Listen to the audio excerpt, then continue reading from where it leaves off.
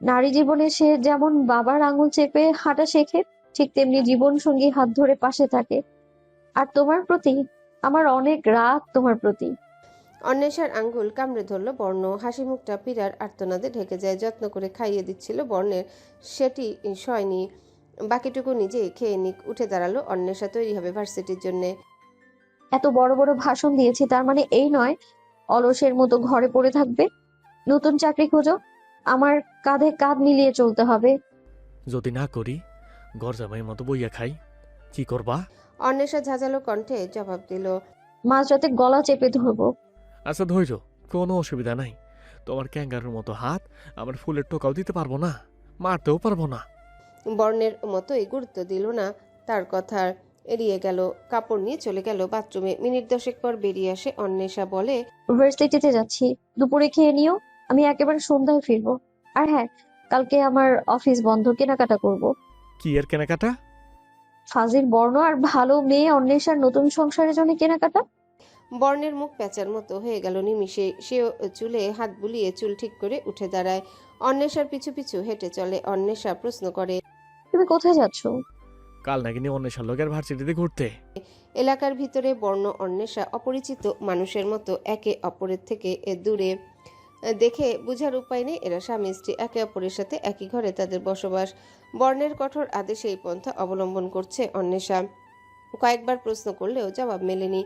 বাধ্য হয়ে নিরাপদ দূরত্ব বজায় রেখে বেরিয়ে পড়ল। টিএসসিতে পৌঁছে অন্বেষা দাঁড়ায় বর্ণের মুখোমুখি প্রশ্ন তুলে। তুমি কি এলাকায় জানতে দিতে চাও না আমাদের কথা? দায়সারা গোছের বর্ণ দাঁত খোঁচাচ্ছে। অন্বেষার প্রশ্ন কর্ণপাত হতেই বলল, চাই না। কেন? দাঁত খোঁচানো থামিয়ে বর্ণ উদাসীন গলায় জবাব দেয়, অত জটিল অঙ্ক তোমার 1 ইঞ্চি সমান গেলুতে ঢুকবো না, চাপ নিও না। আমি যা কইছি তাই। অপরিচিত কেউ জানি আমগো বিয়ের কথা না জানে, না মানে না, কথা এদিকেই শেষ। উৎসুক অন্বেষা কারণ জানতে চায়। আরেক দফা চেষ্টা করলো প্রশ্ন করার। তার আগে বর্ণ নিজ ঠোঁটে তর্জনী আঙ্গুল চেপে চুপ থাকতে বলল তাকে। অন্বেষা হাত টেনে রাস্তা পার হওয়ার উদ্দেশ্যে পা বাড়ায়। ভার্সিটির প্রাঙ্গণে সে চিরচেনা অপছন্দনীয় মুখের দর্শন। বর্ণের ভাষ্যমতে এদের নাম চুন্নিমুন্নি। তাদের দেখে অন্বেষার পূর্বে বর্ণ অতি উৎসাহ নিয়ে এগিয়ে গেল ঝুমা আর রুম্পার দিকে। বিশাল হাসি নিয়ে দুজনকে প্রশ্ন করলো, আরে সুন্নি মুন্নি, কি খবর? দিনকাল ভালো? ঝুমা রুম্পা কেউই জবাব দিল না। কপাল কুঁচকে অন্বেষার দিকে তাকালো। সেদিনের চরের ক্ষোভ এখনো কাটেনি। বর্ণ বলে উঠল, ও মা, কথা কয় না দেখি, গলা গেস্টিক হইছে। রাগান্বিত দৃষ্টিতে তাকালো ঝুমা আর রুম্পা। বর্ণের বিদঘুটে হাসি দেখে পিত্তি জ্বলে যাচ্ছে। ততক্ষণে অন্বেষা এসে বর্ণের হাত চেপে তাকে দূরে সরিয়ে নিতে চাইলে বর্ণ গেল না। এই সুন্নি মুন্নি, এখনো কূটনীতিগিরি করো নাকি আল্লাহ হেদায়ত দিছে? অন্বেষা জবাব দেয়, বলে, ডানগালে সেদিন মিসাইল লঞ্চ করেছি, আপাতত ওরা দুজন কয়েক মাসের জন্য বাক প্রতিবন্ধী। বর্ণ স্ফুরিত চোখে তাকালো অন্বেষার দিকে। ব্যগ্র সুরে প্রশ্ন করে। বন চটকনা মারছে নাকি? অন্বেষা গৌণ শব্দে জবাব দেয়। হুম। বর্ণ অন্বেষার পিঠ চাপড়ে দিল। আকস্মাক এরূপ কাণ্ডে অন্বেষা নিজে হতভম্ব। বলিষ্ঠ হাতে চাপড় খেয়ে আত্মা নড়ে গেছে অন্বেষা। নিজেকে স্বাভাবিক রাখলো। বর্ণ বলে ওঠে, সাবাস স্যামরি। রুমা এবং ঝুমা উভয় স্থান ত্যাগ করে। বর্ণ আয়েশ করে সিঁড়িতে বসে পড়ল, সাথে অন্বেষাও। ক্লাস শুরু হতে আধা ঘন্টা বাকি। কিছু সময় কাটাক এই বেয়ারা ছেলেটার সঙ্গে। বর্ণ নিশ্চুপ দুচোখ মেলে আশেপাশে দেখছে। কত কিশোর কিশোরী কাঁধে ব্যাগ নিয়ে হাঁটছে। বর্ণের মনে উদ্ভট প্রশ্ন জাগলো, বই খাতার ভার কি অনেক বেশি? যদি তাদের স্থানে এসে থাকতো, তাদের মতো কি বর্ণের ঠোঁটেও শিক্ষার উজ্জ্বল হাসি থাকতো? হয়তো তাদের হাজার খানেকের মধ্যে বর্ণ একজন শিক্ষার্থী হতো, দাপট দেখাতো শিক্ষিত হওয়ার। কী সব ভাবছে। খারাপ লাগা গ্রাস করার পূর্বে নিজের সর্বাঙ্গে শক্তি সঞ্চয় করে নিজেকে নিজে বলে উঠল, কিরে শালা, তোর এইসব দেখা তোর কলজা হাহাকার করবো কেন? তোর শিক্ষা নেই, যোগ্যতা নেই, তুই তারপরও বলবান মজবুত। এরা একদিন দৌড়বো চাকরির পিছে, জুতা তলা ক্ষয় কইরা বেজাল খাইব। নিজেকে নত না হওয়ার সান্ত্বনা ঐশ্বরিক শক্তি সঞ্চয় করেছে। অন্বেষা দেখছে এই ভাবুক প্রতিফলন। বোঝা যায় না দৃষ্টির আড়ালে নিগুড় চিন্তন। বর্ণ এক জটিল অঙ্কশাস্ত্র। সমাধান খুঁজতে হবে সাধনার মাধ্যমে। তার মতো করেই করতে হবে অর্থোদ্ধার। পেছন থেকে কেউ একজন এসে বলে উঠল, অন্বেষা জামান। অন্বেষা ঘুরে তাকায়, বলে, আমি আমি অন্বেষা জামান। ইতিহাস বিভাগ। জি। আপনাকে বিভাগীয় প্রধান প্রফেসর ইউনুস খান ডেকেছেন। বর্ণ অন্বেষা একে অপরের দিকে চাইলো। হঠাৎ করে ডাকার কারণ কি হতে পারে? অন্বেষা উঠে দাঁড়ালো। সাথে সাথে বর্ণ সেখানে পা বাড়ায়। বিভাগীয় প্রধানের রুমে এসে অন্বেষা সালাম জানিয়ে ঢুকে। প্রফেসর ইউনুস প্রশ্ন করলেন, তোমার নামে এসব কি শুনছি অমেশা? তুমি তোমার সিনিয়রদের গায়ে হাত তুলছো? বুঝতে বাকি নেই ঘটনা।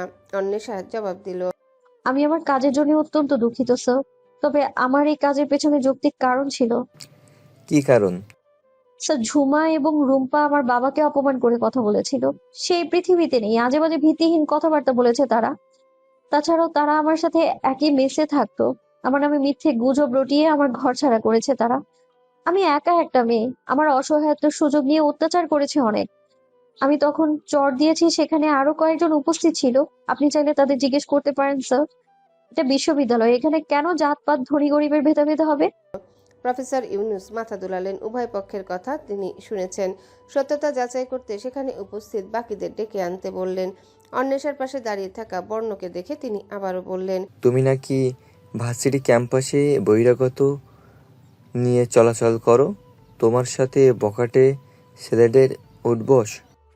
জি না স্যার, এগুলো মিথ্যে কথা। প্রফেসর ইউনুস বর্ণের দিকে চেয়ে প্রশ্ন করেন, আপনি এখানে কি করেন? আপনাকে কে অনুমতি দিয়েছে এখানে আসার? বেরিয়ে যান। বর্ণ এতক্ষণ চুপ ছিল। প্রশ্নের জবাবে বলল, আমি ওর গার্জিয়ান। ওর কি সমস্যা হইল না হইল আমার জানার দরকার আছে তো নাকি? আর যারে বকটে বলে কমপ্লেন করা হয়েছে ওইটা আমি 20 টাকা দিন মত ধার্য কইরা সব রীতি মাইন না তারপর ওরে বিয়ে করছি। আপনার বিশ্ববিদ্যালয়ের স্টুডেন্টের গার্জিয়ান হিসেবে আসতেই পারি এদিকে, তাই না? বর্ণের শুদ্ধ ভাষা বলার প্রবল চেষ্টা। এখন থমথমে পরিস্থিতিতেও হাসি আসছে অন্বেষার। প্রফেসর ইউনুস বর্ণের মুখের ভাষা শুনে কপাল কুঁচকালেন। শুদ্ধ ভাষাবিহীন কোনো ভাষা যেন গ্রহণযোগ্য নয় শিক্ষা প্রতিষ্ঠানে। বর্ণ অন্বেষাকে যাওয়ার অনুমতি দিয়ে বাকিদের সাথে কথা বলছেন। বেরিয়ে এসে হেসে ফেলল অন্বেষা। তার হাসি দেখে বর্ণ প্রশ্ন করে, হাসো কি লাইগা? অন্বেষা ফোরন কেটে বলে, ইস, কি ভাষণ! শুদ্ধ ভাষা বলার ব্যর্থ চেষ্টা। তোমাকে মানায় না, বুঝলে? তোমার মুখে খাস ঢাকাইয়া টানটাই মানানসই। আর চেষ্টা করবে না শুদ্ধ বলার, প্লিজ। আমাগো জাত আমাগো ভাষা আমার কোনো শখ নাই পুতুলের মতো শুদ্ধ ভাষা মারণের। কথা শেষ করে সামনের দিকে তেড়ে গেল। ঝুমা রুম্পা এক কোণে দাঁড়িয়ে আবার না ঝামেলা বেঁধে যায়। অন্বেষা হন্তদন্ত হয়ে পায় এগুলো। ততক্ষণে বর্ণ তাদের দুজনের সামনে এসে দাঁড়িয়েছে। আঙ্গুল তুলে ক্রোধিত কণ্ঠে বলল, শেষবারের মতো ওয়ার্নিং দিচ্ছি, শুধরায় যাও। গৌচাটা কুত্তার দল, আর একবার ওর পিছনে লাগলে খুদার কসম বইলা যামু তোরা সেরি মানুষ। কথা আর মুখ দুটাই যেন মনে থাকে। অন্বেষা বর্ণকে টেনে নিয়ে আসে। এখানে ঝামেলা হলে হিতে বিপরীত হবে। হাত ধরে বাহিরে নিয়ে এলো। বর্ণ বলে উঠল, আজকাল আমার লগে হাতাহাতি বেশি করো কিন্তু মুখে তুললে খাইয়া দাও। মতলব কি? পিড়িত টকবক করতেছে। গতরাতে নিজেই জড়িয়ে শুয়েছিল, এখন দোষ চাপাচ্ছে অন্বেষার ঘাড়ে। রং পরিবর্তন করতে নিপুণ বর্ণ, কৌশলে মাত দিতে পারবে। তার অর্ধহীন কথায় যত কম গুরুত্ব দেওয়া যায় ততই ভালো। কথা ঘুরিয়ে প্রশ্ন করলো। আমার হয়ে লড়লে ওদের সাথে? অন্বেষার কথায় কিছুটা থমকে গেলেও মুখ স্বাভাবিক রাখে। অন্বেষা জবাবের আশায় দাঁড়িয়ে। আবারও প্রশ্ন করতে চাইলে বর্ণ তুচ্ছ স্বরে বলে ওঠে, তুমি আমার কিছু লাগো যে তোমার লাগে লড়মু? তোমার না কইছি তোমার মনের পীড়িতের জোনাকি পোকাগুলো রে বই আমি ভইয়া রাখবা। বেশি ফরফর করতেছি কিন্তু আজকাল, আমারে বকাটে কইছে তাই আর কি। হাসলো অন্বেষা। এত সহজে নত হবে বর্ণ আশা করাও ভুল। অন্বেষা বলে, চানখার বলে আমার অফিস, সন্ধ্যা 6টায় আমাকে নিতে আসবে একজন দায়িত্বশীল স্বামীর মতো। সাবধানে বাড়ি যাও, আমার ক্লাস শুরু হয়ে গেছে, আসি আমি। দক্ষ হাতে তরকারি কাটছে অন্বেষা। ঠিক তার পাশে জমিনে পা ভাঁজ করে বসা বর্ণ। আগে রাত কাটতো গোডাউনে মালপত্র কার্টনে প্যাকেজিং করে। এখন তার সম্পূর্ণ সময়টাই কাটছে অলস, ডেরে মুশে বেকার, একদম অকেজো। বসে বসে অন্বেষার কঠোর মেহনত দেখে একবার সমানুভবী চিত্ত জেগে উঠল। বেশিক্ষণ সেটি সক্রিয় থাকতে দেয়নি তার মাঝে। ধুলো ঝেড়ে ফেলার মতো সরিয়ে দিচ্ছে। এই মুহূর্তে তার মুখ্য কাজ হচ্ছে অন্বেষাকে বিরক্ত করা। শাকসবজি ধরে ধরে দেখছে যেন প্রথমবার দেখা। কাঁচা মটরশুঁটি গিলছে হিসাব ছাড়া। অন্বেষা এক পর্যায়ে বিরক্ত হয়ে কেড়ে নিল তার কাছ থেকে। বলল, জ্বালাচ্ছ কিন্তু। ভাল লাগে।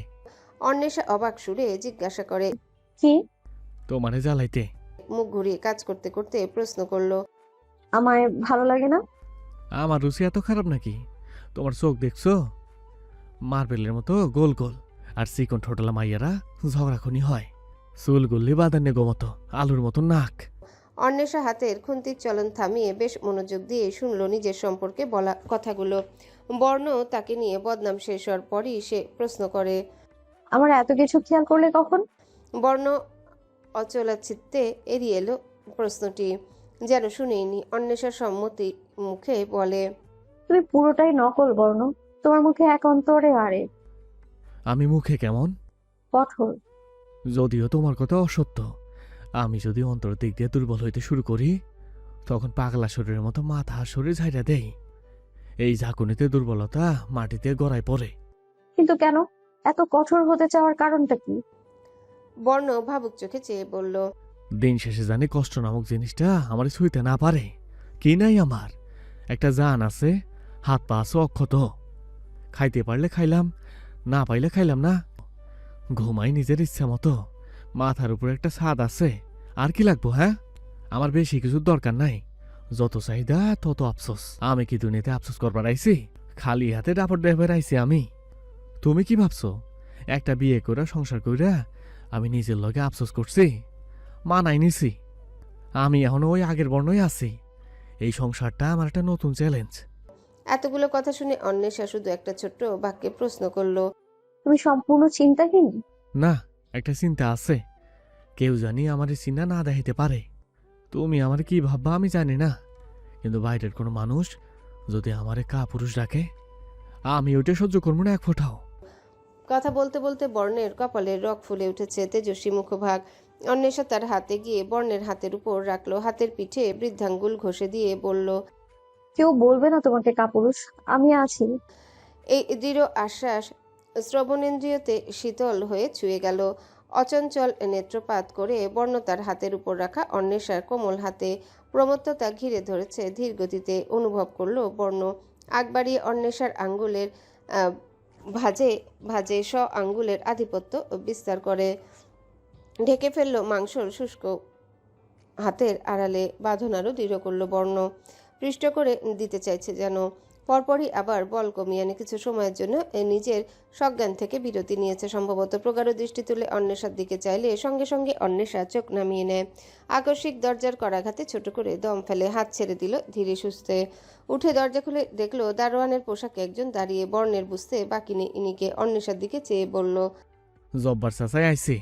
এরপর জব্বার চাচার দিকে চেয়ে বলল। আহেন, ভিতরে ইয়ে জিরান একটু। আহেন, হইয়া গেছে। জব্বার চাচা হাসি মুখে বর্ণের উদ্দেশ্যে প্রশ্ন করে। আপনি আমারে কেমনে চিনেন? আপনার নাম অনেকবার শুনছি, একেবারে মুখস্থ হইয়া গেছে। এক গ্লাস পানি এনে তার দিকে এগিয়ে দিল বর্ণ। জব্বার চাচা তেষ্টা মিটিয়ে ঘরের চারিদিকে চেয়ে দেখলেন, বেশ খুশি হলেন। তিনি বললেন। এই তোমাদের নতুন সংসার? যাক, ভালোই হয়েছে, আমি অনেক খুশি হয়েছি। জব্বার চাচার কথার বিপরীতে বর্ণ বলে উঠল। আপনি খুশি হলে হইব চাচা মিয়া, আমারে যে সুখে থাকতে দিতেছে না এই মাইয়া, জ্বালায় কয়লা করে ফেলতেছে। জব্বার চাচা বর্ণের কথা শুনে হাসছেন, বুঝতে পেরেছেন ঠাট্টা করছে। অন্যদিকে অন্বেষার চোখ কপালে। অন্বেষা খাবার টিফিন বক্সে রেখে জব্বার চাচার হাতে ধরিয়ে দিয়ে বলতে লাগলো। ওর কথা শুনবেন না চাচা, সারাদিন আবল তাবল কথা বলে ননস্টপ, কোনো থামাথামি নেই, উল্টো আমার ঘাড়েই দোষ চাপাচ্ছে। জব্বার চাচা হেসে হাত তুলে দুজনকে ক্ষান্ত হতে বললেন। মনে মনে আরো অনেকটা খুশি হলেন দুজন আর খুনসুটির সংসার দেখে। অবশেষে বোধহয় মেয়েটি সুখে দেখা মিলল। নতুন সংসারের জন্য কেনাকাটা করতে এসেছে বর্ণ আর অন্বেষা। বর্ণ নাকচ করলেও তাকে এক প্রকার টেনে আনা হয়। বর্ণের একটা স্বভাব বোধগম্য হয়েছে অনেক সময় পর। সে প্রথমে সব ব্যাপারে নাবোধক শব্দ উচ্চারণ করার কিছু সময় পর ঠিক সেই কাজের দিকেই পা বাড়ায়। তার বারণ শুধুই ভনিতা মাত্র জ্বালাতন করার হাতিয়ার। একে একে বর্ণের ভিন্ন ভিন্ন রূপ প্রকাশ পাচ্ছে। অন্বেষা যত শীঘ্রই এই বদ অভ্যাসের লাগাম টানবে ততই মঙ্গলজনক তার জন্যে। শীতের পোশাকের প্রয়োজন। অন্বেষা বর্ণকে প্রশ্ন করলো। তোমার শীতের পোশাক আছে? পকেটে হাত গুজে কি যেন ভাবলো, তারপর বলে উঠল। আমি এমনি মানুষটা গরম, আমার আবার শীতের কাপড় লাগে না নি। অন্বেষা নিউ মার্কেটের আশেপাশে ফুটপাতে ঘুরছে, দরকারি যাবতীয় জিনিস কিনে নিয়েছে সাধ্যের মধ্যে। এবার এগিয়ে গেল ছেলেদের শীতের পোশাকের দোকানে। একটার পর একটা ফুল হাতা টি শার্ট তুলে বর্ণের গায়ের সাথে মাপ দিয়ে নিল। শেষমেশ একটা মোটা সোয়েটার পছন্দ হয়, দোকানির কাছে জানতে চাইলো। দাম কত? দোকানি গলা উঁচু করে বলে ওঠে, এমনিতেই বেচি ১,০০০ টাকা, আপনার লেইগা ৭০০ টাকা। বর্ণ হুট করে বলে ওঠে। কেন? ওই কি আপনার বউ লাগেনি? অন্বেষা বর্ণকে থামিয়ে দেয়। আরো কয়েকটা কাপড় দেখলো, পছন্দ হয়নি। মন গিয়ে রয়েছে ধূসর রঙের সোয়েটারে। অন্বেষা বলল। লাস্ট কত রাখবেন? দোকানি জবাব দেন। আর ৫০ টাকা কমাইলাম যান, ৬৫০ দেন। 200 টাকা দিব। হতভম্ব দোকানি।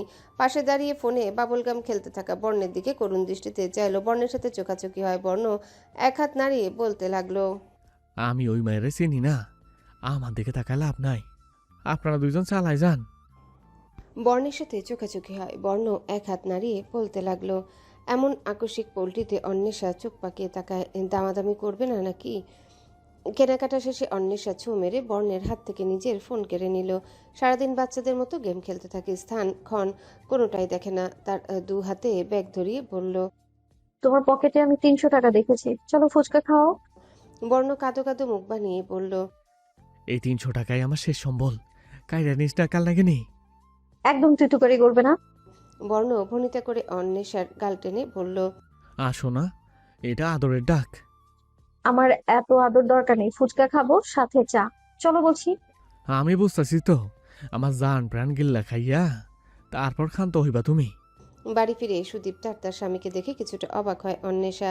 বাড়ির বাহিরে তারা যেন বর্ণ অন্বেষারই অপেক্ষায়। বর্ণ তার চেয়ে অধিক পরিসরে চমকিত।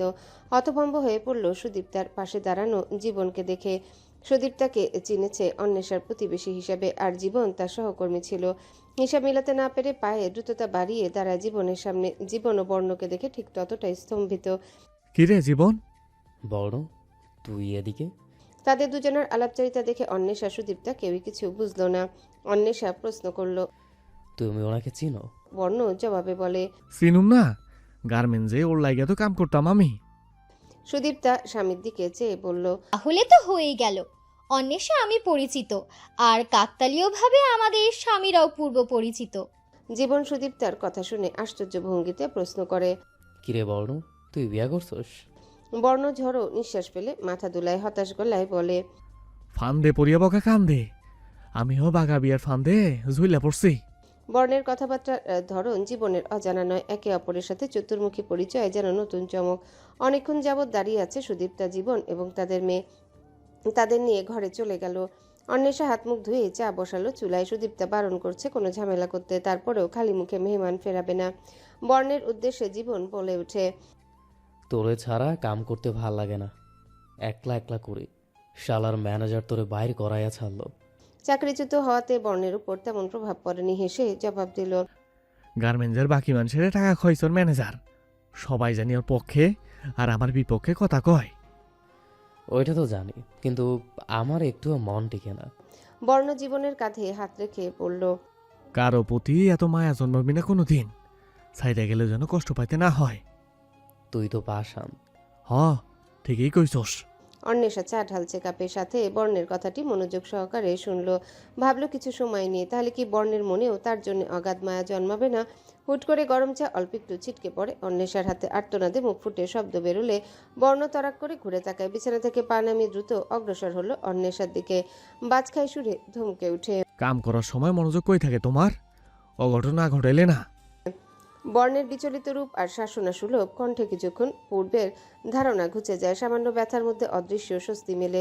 অজান্তেই মুখে হাসি ফুটলে বর্ণ বলে ওঠে। পাগল হইয়া গেছো? গরম চা হাতে ফেলে আবার হাসো, জিনে ধরছে?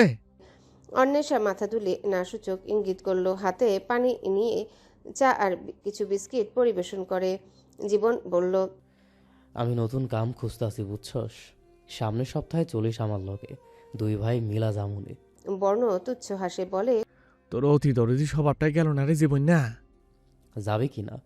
লইস। খুনসুটিতে মেটে উঠল বর্ণ আর সুদীপ্তার মেয়ে। শান্ত মেয়েটা খিলখিল করে হাসছে বর্ণের সাথে। আলাপ আলোচনার মধ্যে বর্ণ সুদীপ্তার মেয়ের উদ্দেশ্যে বলে ওঠে। এই, তুমি আমার বিয়ে করবা? সুদীপ্তার মেয়ে লজ্জায় মুখ ঢেকে নিল। তারপর মাথা দুলিয়ে বলল। না না।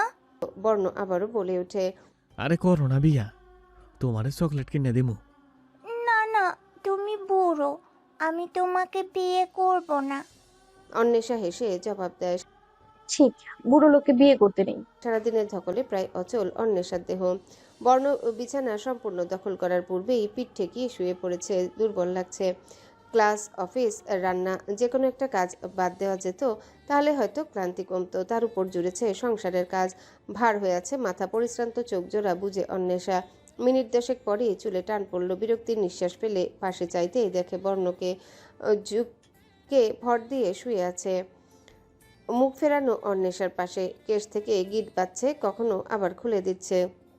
অদ্ভুত কর্মকাণ্ড তার, যেন কোনো নাদান শিশু। অন্বেষা বলল, খাবার গরম করে খেয়ে নিও, আমার ক্লান্ত লাগছে। একলা একলা খাইলে তো আবার খোটা দিবা। ক্লান্ত সুরে অন্বেষা জবাব দেয়। দিব না। তুমি দেখি 2 দিন সংসার করে আলচা হয়ে গেছো। আমার মনে হয় আর একটা বিয়ে করা লাগবো। তোমার তো আবার প্রেমিকার অভাব নেই। আফজাল চাচার স্ত্রী তোমার ডার্লিং গলিতে দাঁড়িয়ে হাতে আঙুলে ওড়না পেঁচিয়ে পেঁচানো প্রেমিকাও আছে। আবার সুদীপ্তা দিদির নাবালক মেয়েও তোমার বিয়ে করার ইচ্ছে তার। মনে রেখো, ঘরের বাইরে রমণীরা ঘরে বাইরেই থাকে, ঘরে থাকে ওয়ান অ্যান্ড অনলি বউ, সেই রানী, তারই রাজত্ব। বর্ণ ফিক করে হেসে উঠল। এই কথার হাসির কি আছে বুঝে উঠতে পারল না অন্বেষা। কপাল কুঁচকে কিঞ্চিত রেগেছে আছে। বর্ণ তার রাক্ষসী হাসি থামিয়ে বলে, ফকিন্নির ঘরে আবার রানীগিরি মারাইতে আইসো? অন্বেষা হেও করে বলে উঠল, হ্যাঁ, তুমি তো বলো তুমি এসেছো খালি হাতে রাজত্ব করতে। যেহেতু তুমি রাজা, আমি ওই হিসেবে রানী, তাই না? রাজা রানী হতে অঢেল সম্পদের দরকার পড়ে না। বাংলা ছায়াছবির ডায়লগ কম মারো। সে না হয় কম মারলাম, কে তোমাকে বিয়ে করে দেখে নিব। বর্ণ দেখল অন্বেষার হিংসেমিতে ভরা মুখমণ্ডল, রেগে আগুন হয়ে উঠছে। ঠোঁট কামড়ে হাসলো বর্ণ। এই তো সুযোগ আরো যন্ত্রণা দেওয়ার। আয়েশি ভঙ্গিতে বলে ওঠে, আমি মিষ্টি জাতীয় প্রাণী, আমারে দেখলেই মাসিরা ফিট হইয়া যায়, বুঝলা? এইসব 3-4টা বিয়ে আমার ভাই হাতের খেল। কেন, পানির বদলে চিনির শিরায় ডুব দাও নাকি? ওইটার দরকার পড়ে না। ঠিক আছে, তবে এটাও মনে রেখো আমি মাছি না, লাল পিঁপড়া, কামড়ে মাংস তুলে ফেলবো। বর্ণ ভুল অর্থ বের করলো অন্বেষার কথা। সামান্য ঝুঁকে এসে সন্ধিহান তেরছা দৃষ্টিতে তাকিয়ে বলে, নেস্টি। অন্বেষা বর্ণের মাথার বালিশ টেনে নিল নিজের দিকে। তাকে জ্বালানো দেয় একদিন, বালিশ ছাড়া ঘুমোলে তেমন কোনো ক্ষতি হবে না। বর্ণ অন্বেষার পরিকল্পনাকে বৃদ্ধাঙ্গুল দেখিয়ে অন্বেষার হাতের উপর আরামে মাথা রাখলো। পাতলা পুরনো কম্বল পেঁচিয়ে ধরে বলল, বালিশের চেয়েও তোমার হাত নরম। এটা আজকা থাইকা আমার পার্মানেন্ট বালিশ। ঘেঁচাঘেঁচি করবে না বলে দিচ্ছি, দম বন্ধ হয়ে আসছে আমার। না শোনা, স্বামীর এইভাবে দূরে সরে দিলে পাপ হইব। দেখো আমি কত শখে তোমার জড়াই ধরছি। অন্বেষা রেগে বলে ওঠে। গন্ধ তোমার শরীরে দূর হোক। বর্ণ মাথা দোলায়, আরো শক্ত করে জাপটে ধরে বলে ওঠে, স্বামীর গায়ে দুর্গন্ধ ফুলের সুবাসের মতো। এমন করতে নেই পাখি। চেপে ধরে আছে অন্বেষাকে। সুযোগ পেলে একদম হাতছাড়া করে না। শ্বাস নিতে কষ্ট হচ্ছে অন্বেষার। হাত পা চালিয়েও কোনো লাভ হলো না। পুরুষালী শক্তির কাছে পেরে ওঠা যায়, তাছাড়াও ভীষণ দুর্বল, ক্লান্ত দেহ কোনো রকমে। মিনিট দশেক পর অন্বেষা বলল, যেদিন আমায় ভালোবাসবে সেই দিন থেকে সারা দিন জড়িয়ে ধরে রাখলেও আমি কিছুই বলবো না। এখন এইসব ঢং বাদ দিয়ে খাবার গরম করে খেয়ে নাও তো, দোহাই লাগে। বর্ণ স্তব্ধ হলো অজান্তেই। অন্বেষার রাগে ভরা কপল কৃষ্ণচূড়ার পুষ্পিত শিখার ন্যায়, দৃষ্টিতে যেন দাবানলের প্রজ্বলন। স্থির গোলাকৃতির বিশাল চোখে শাসিয়ে যাচ্ছে বর্ণকে। বর্ণর হাত ধোয় দৃঢ়ভাবে চেপে আছে তাকে। তার গভীর চোখে ধরা পড়েছে নিগুড়তা। হঠাৎ দেহখানা সমস্ত বল ছেড়ে দিল কেন? রাগান্বিত মুখের অভিব্যক্তি দেখে কেউ কিভাবে নীরব থাকতে পারে? এ কেমন অনির্বচনীয় বন্ধন যা তাদের মধ্যে বিরাজমান, কিছুটা অগোছালো, অনেকটা গুরুত্বহীন। মহাসাগরের অতল গহ্বর, নির্বিচার ঝড়ের প্রলয়। অন্বেষাকে কিংকর্তব্য বিমূল করে দিয়ে ঝড়ে অন্বেষার গালে অধর ছুঁয়ে দেয়। অন্তরের নিত্য নতুন ঢেউ আড়াল করতে নিজের চিরচেনা ভঙ্গিতে ফিরে এলো বর্ণ। অন্বেষার মাথায় হাত চাপড়ে দিয়ে বলতে লাগলো, সুম্মা দিছি, এবার মাথা ঠান্ডা করো। দেহ ধোয়া বাড়ি হইতেছে। চুল পরে টেকে বউ হইলে কিন্তু ঘেটি চিপ্পা ধইরা ঘর থেকে বাইর করে দিমু। নারী তার স্পর্শ সহ্য করতে পারে যে তাকে ভালোবাসে। ভালোবাসাবিহীন যে কোনো স্পর্শ নারীর হৃদয় কাটার মতো বিধে। বলতে বলতে থেমে গেল অন্বেষা। অনেক বেশি বলে ফেলতে চলেছিল। কোন স্থিতি, কোন অবস্থানে এবং কার সম্মুখে কি বলছে, মস্তিষ্কে সেটা ধরা দিতে পাতসাচ্ছে। হুট করে এরূপ প্রতিক্রিয়াতে বর্ণের পাশাপাশি অন্বেষা নিজে বিমূর্ত হয়ে দাঁড়ালো। অনিমেষ চেয়ে বর্ণ হিমশীতল কণ্ঠে বলে, আমি তো তোমার লাগে শয়তানি করতেছিলাম, আর আমি ভাবলাম তোমার ছোঁয়ার অধিকার আমার আছে। এতটুকু বিষয়ে কান্দাকাটি করা লাগবো কেন? আজব। বর্ণের এরূপ সরল অভিব্যক্তি আর কণ্ঠ অন্তরে গিয়ে বিঁধল।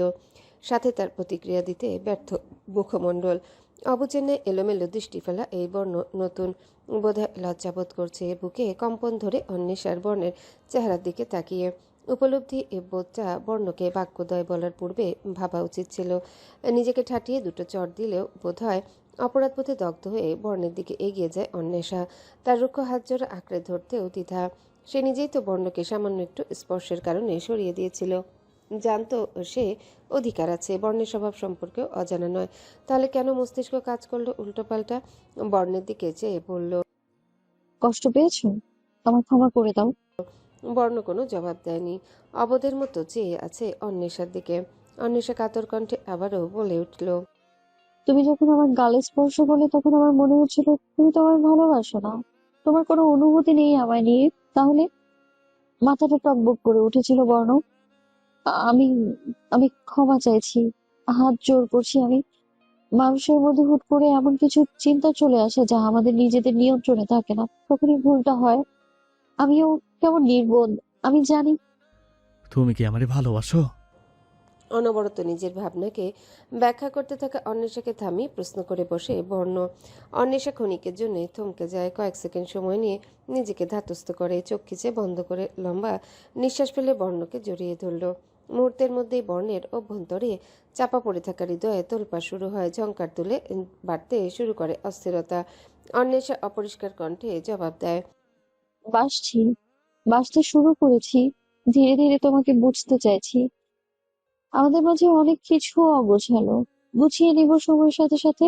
বীজ বপনের সাথে সাথে ফলের আশা করা যায়, ধীরে ধীরে সব ঠিক হয়ে যাবে।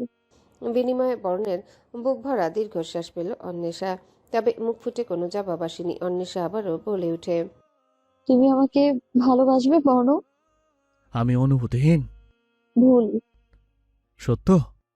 আমার জন্য আলাদাভাবে অনুভূতির জায়গা তৈরি করা যায় না। ভাইবা দেখমু? হতে হবে। বর্ণ অন্বেষার কাছ থেকে সরে আসে, হাত ধরে টেনে এনে চুলোর সামনে বসিয়ে দিল। পরপর নিজের কোমরে হাত রেখে তার পুরনো ভঙ্গিতে বলল। পিড়িতে সে বড় পেট, তোমার পিড়িতে পেট ভরে নাই। খিদা লাগছে, ভাত দাও কাল নাগিনি। অন্বেষা কিছু সময় চেয়ে রইল বর্ণের দিকে, নিজেকে কাবু করে ফেলতে জানে বোধ হয়। ক্ষণিক সময় পূর্বে সবটাই আড়াল করে নতুনত্ব এনে ফেলে। সে কি পালিয়ে বেড়ায় নাকি ভনিতা করে? অন্বেষা স্পষ্ট দেখেছে বর্ণের সেই ভেবাচাকা খাওয়া ভার মুখ। অন্বেষা ক্লান্তি উধাও, দ্রুত খাবার গরম করলো, নতুন প্লেটে সুন্দর করে খাবার সাজিয়ে রাখলো বর্ণের সামনে। উঠে চলে যেতে চাইলে বর্ণ বলে উঠে। খাওয়াই দাও। এরূপ আবদারে ঘুরে তাকালো অন্বেষা, শীতল মুখে আকস্মিক শয়তানি হাসি ফুটায় বর্ণ বলে। এটা তোমার শাস্তি, আমার লগে ঘাতরামি করার শাস্তি। আজকে থেকে 3 বেলা খাওয়াই দিবা আমারে। অন্বেষা হাসি মুখে এগিয়ে আসলো। এতে করে যদি তাদের সম্পর্কের জোট মজবুত হয়, একদিন সবকিছু স্বাভাবিক হয়ে উঠবে। তাদের মধ্যে এই প্রত্যাশাটাও জন্মেছে আজকাল। বর্ণের মুখে খাবার তুলে দিল নিজ হাতে, ছোট বাচ্চাদের ন্যায় মুখ ভর্তি করে খাচ্ছে। অস্পষ্ট গলায় বলল। তোমার লগে থাকার একটা জিনিস ভালোই হইছে, মজায় মজায় খাইতে পারতাছি। নইলে চান খাওয়ার পুল মরে খাওয়ান এত বিশ্রী সে। ডাইলেরে পানি মনে হইতো, আর সবজির নামে খালে আলু। অন্বেষা বলল। তাহলে বলতে চাইছো আমার হাতের খাবার ভালো? বর্ণ কপাল কুঁচকে ফেলে, সরাসরি প্রশংসা তার সাথে যাচ্ছে না। ইনিয়ে বিনিয়ে বলল। আছে মোটামুটি চলার মতো। অন্বেষা হাসলো, বলল। আমিও শুরুর কিছু বছর এসব খাবার খেয়েই পার করেছি, তারপর মনে বল এলো এখন এই জীবনটা আমার একার। আমি আমার সেই প্রত্যেকটা ইচ্ছা পূরণ করব, দিন রাত পরিশ্রম করতে হলে করব, যেন আমার এতটুকু সামর্থ্য থাকে আমি যখন যেটা চাই সেটাই যেন খেতে পারি। বর্ণ নত সুরে জবাব দিল। হুম। অন্বেষা বর্ণের মুখে ভাতের শেষ লোকমা পুড়ে দিয়ে বলল। আচ্ছা বর্ণ, তোমার কোন খাবার সবচেয়ে বেশি পছন্দ বলো তো? পছন্দের খাবারের কথা শুনে বর্ণ ঢেকুর তুলে বলল। গরুর কালা ভুনা আর ঝাল ঝাল ভুনা খিচুড়ি। আহ, কত বছর আগে খাইছি, পুরাই অমৃত। সত্যি? কি মজা করবো তোমার লগে, ধর সেমরি দিলা তো লোভ লাগায়। বাদ দাও, আমি এই শুক্রবারে একটা বিয়ের বাড়িতে ঢৌ মাইরে আমু। অন্বেষা শাসিয়ে বলে ওঠে। একদম না, এসব কাজ করবে না। আমি তোমার জন্য শুক্রবারে রান্না করব। বর্ণ তীর্যক দৃষ্টিতে চায় অন্বেষার দিকে, পরপর তার ওড়না টেনে মুখ মুছে দিল। মাথার পেছনে হাত রেখে বিছানায় গা এলিয়ে দিয়ে বলল, তোমার আব্বা মনে হয় যাওয়ার আগে টাকার কাজ লাগে গেছিল, বারবার খাইবা না। সেসব নিয়ে আপনার ভাবার দরকার নেই জনাব। আপনি আরাম করে খাবেন, আপনার কাজ এতটুকুই। বর্ণের অধরের এক কোণে ম্লান হাসি, অন্বেষার অদেখা হাসি, যার অর্থ বর্ণ নিজে নিজেই অনুধাবন করতে পারছে। এক ভিন্ন অনুভব তাড়না দিয়ে উঠল তার পেছনে খরচ করা অন্বেষার সময়, তার প্রয়াস, তার সাথে সাথে নিজেকেও সুখে রাখার। অন্বেষা বারান্দা থেকে কাপড় তুলতে ভুলে গিয়েছিল। কাপড় নামিয়ে হাতের আঙ্গুলে হিসেব করতে লাগলো। শুক্রবারে স্পেশাল রান্নার জন্য কত টাকা খরচ হবে। গণনার মাঝে অনুভব করলো কেউ তার পেছনে দাঁড়িয়ে। ঘুরে তাকালো, তাড়াতাড়ি ছোট স্থান, হাত ভাঁজ করে দেয়ালের সাথে বর্ণকে হেলান দিয়ে দাঁড়িয়ে থাকতে দেখে চমকে উঠে। বর্ণ আকস্মিক গম্ভীর গলায় প্রশ্ন করে উঠল, হ্যালো বন্ধুরা, পরবর্তী পার্ট খুব তাড়াতাড়ি আসবে, তো সবাই অপেক্ষায় থাকো। আর চ্যানেলটি যারা এখনো সাবস্ক্রাইব করনি তারা পরবর্তী পার্ট দেখার জন্য চ্যানেলটি সাবস্ক্রাইব করে রেখো। ধন্যবাদ সবাইকে, আমাদের সাথেই থেকো।